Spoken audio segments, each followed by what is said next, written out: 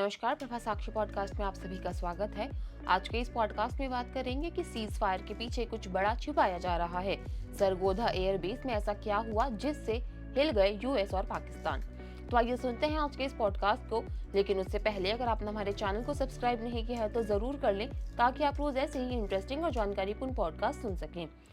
वक्त बदला, हालात बदले, जज्बात बदले। पाकिस्तान के साथ अचानक से सीज फायर होने के बाद इस बात को लेकर हुए भारत में बहुत सारे लोग मायूस हुए। लोगों को उम्मीद थी कि इस बार पाकिस्तान को ऐसा सबक सिखाएंगे कि उसका असल इलाज हो जाएगा। हमने पाकिस्तान को सबक सिखाया भी, लेकिन लोगों को लग रहा है कि आखिर में जो 2-3 थप्पड़ और लगने चाहिए थे वो लग नहीं पाए। लेकिन पर्दे के पीछे क्या हुआ है? भारत ने सीज फायर क्यों किया, किस वजह से किया, क्या किसी के प्रेशर में किया? लेकिन इतना तो पता है कि पाकिस्तान किसी भी किस्म का सीज फायर मानने वाली नस्ल तो है नहीं। जो देश भारत से 4 बार 1965 में 49 दिन, 1971 की लड़ाई में 13 दिन व कारगिल युद्ध 50 दिन चला, इस बार 4 दिनों में घुटने पर ला दिया गया, लेकिन फिर भी बाज नहीं आ रहा है। जो देश अमेरिका से पैसे लेने के बावजूद ओसामा बिन लादेन को अपने देश में पनाह देता है, जिस देश में आतंकी की मौत पर जुलूस निकाला जाता है और उसमें सेना और पुलिस अधिकारी शामिल होते हैं, जिस देश की मिलिट्री के स्टेट प्रेसिडेंट के पिता यूनाइटेड नेशन का लिस्टेड आतंकवादी हो, जिस देश का रक्षा मंत्री खुद टीवी पर यह कबूल करता है कि उन लोगों ने 30 सालों तक आतंकवादी तैयार किए, उस देश के लिए ये मान लेना कि वो रातों रात सुधर जाएगा और नेकी की राह पर चलने लगेगा, ये बेमानी है। 11 हवाई अड्डे को किया अटैक। अभी हुआ ये कि हमने उसके 9 ठिकानों पर हमले किए, उसके एयरबेस को भी टारगेट किया, लेकिन इतने पर भी वो मानने को तैयार नहीं है। पाकिस्तान इस सीज फायर को अपनी जीत बता रहा है। वहां का प्रधानमंत्री लोगों को जश्न मनाने के लिए बोल रहा है, हमने उनके आर्मी और एयरफोर्स के दर्जन भर ठिकाने बर्बाद कर दिए। फिर भी शहबाज शरीफ अपने जिहादी जनरल आसिम मुनीर को बधाई दे रहे हैं। सबसे बड़ा सवाल है कि वो क्या बदलाव थे जिसकी वजह से ये कहा जा रहा है कि कुछ छुपाया जा रहा है। 9 मई को ऑपरेशन सिंदूर के तहत जब हमने पाकिस्तान के 11 हवाई अड्डे को नष्ट किया तो सारे टीवी चैनल पर यह खबर छा गई। हमारे ब्रह्मोस का जिक्र करके तारीफ की जा रही थी। भारत में जोश बहुत हाई था। इस बीच खबर आई कि पाकिस्तान में किनारा हिल्स सरगोधा के पास भी भारतीय सेना ने हमला किया है। भारत की मिसाइल ब्रह्मोस गई है। ऐसे में कहा जा रहा है कि सरगोधा में ऐसा क्या है जिसने अमेरिका और पाकिस्तान दोनों को हिलाकर रख दिया। पाकिस्तान में आया भूकंप। सरगोधा वो इलाका है जिसको माना जाता है कि पाकिस्तान यहाँ अपने परमाणु हथियार रखता है। इस बीच भूकंप के झटके की भी खबर आई है। ये माना गया है कि भारत ने हमला किया, शायद उसकी वजह से भूकंप आया और पाकिस्तान के लिए बहुत बड़ा झटका था।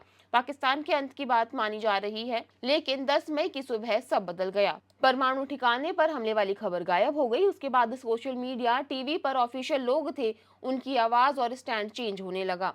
यहीं से सवाल उठने लगा कि क्या कुछ छिपाया जा रहा है। भारत के विदेश सचिव विक्रम मिस्री ने इसे शांति का कदम बता दिया, जबकि थोड़ी देर पहले वो सख्त रुख अख्तियार करते नजर आ रहे थे। मंत्री खामोश थे। किसी भी मंत्री ने कोई भी ऐसा बड़ा बयान नहीं दिया, जबकि पाकिस्तान को लेकर आमतौर पर लोग वोकल होते हैं। अमेरिका भी क्यों हिल गया? सरगोधा एयरबेस पर अमेरिका के F-16 भी हैं। F-16 के मेंटेनेंस के लिए और उसका इस्तेमाल केवल काउंटर टेरर के लिए ही किया जाता है। अमेरिका ने जो उन्हें F-16 दिए हैं, जिसके लिए ट्रंप ने अभी $300 मिलियन रिलीज किए हैं।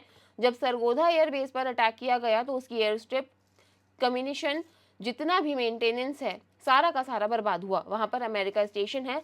सरगोधा और किराना हिल्स है, उसी इलाके में रॉक सॉल्ट है, वहां पर उनकी न्यूक्लियर साइट है। पाकिस्तान इधर न्यूक्लियर टेस्टिंग की।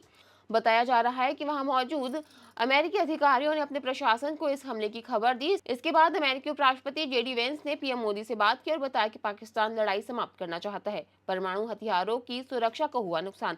नूर खान हवाई अड्डे से पूरी कहानी शुरू होती है। नूर खान हवाई अड्डा पाकिस्तान की सेना के लिए बहुत ही महत्वपूर्ण जगह है। वहां परमाणु रणनीति का सबसे अहम केंद्र है।